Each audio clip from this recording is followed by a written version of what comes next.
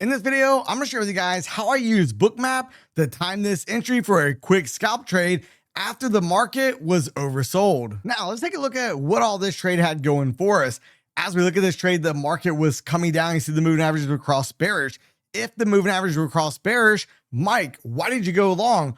All the time on the stream, you say, wait until the moving averages at least turn white before you try to go long. And I'm gonna share with you guys a clip here in just a few moments.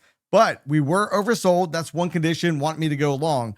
Then if we come over and look at the delta, as we're coming down, the delta is declining as price continues to go lower, which is also another telltale. We are likely very close to getting a bounce in the market. And the next component is going to be Bookmap. Now, before I go ahead and show you guys what exactly I saw on Bookmap, let's go ahead and watch the clip from the live stream. But first, if you're not yet subscribed to the channel, hit the subscribe button down below and turn on the bell notifications.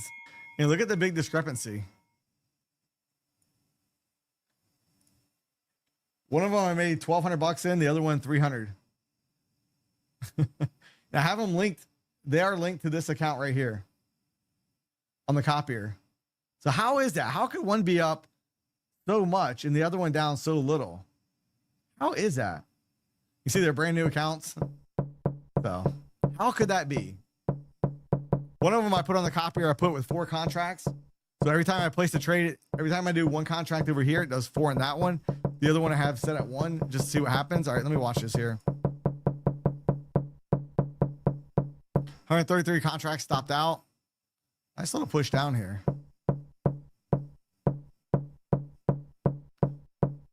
Let's go, let's go. Nice push.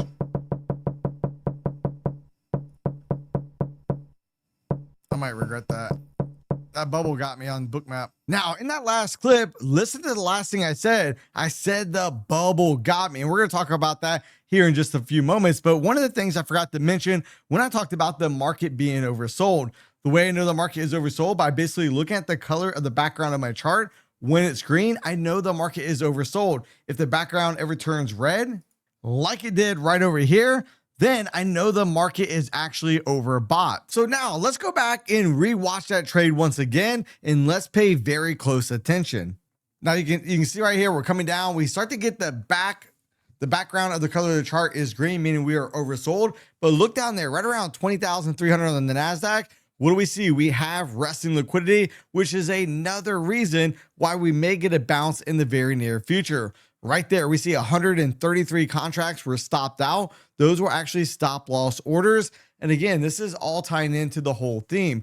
Then as we start to push down right here, notice, pay attention to the size of the bubbles coming up. Look how large that bubble was and how small it went. And then look at when my order was executed. Now I'm going to rewind this a bit and let's replay that last section as we were coming down. Notice we're coming down. You see the bubble, the red bubble starts to get larger right there and then it shrinks. Bam, I go ahead and enter the market. Again, that's showing me right there, the aggressive buyers are starting to overtake the sellers. If we come back over here and look on the chart, remember 9:58 and 38 seconds, right? That's right here at the low. We can start to see that bubble within Bookmap start to transform from a larger bubble to a bigger bubble. So again, the context of what I had, 1, we were oversold in the market. Number 2, I had declining delta. And then number 3, my trigger point, 3 and 4 trigger points. 1, we had 102 stop loss orders already being triggered as the market was coming down. And then 2, we saw that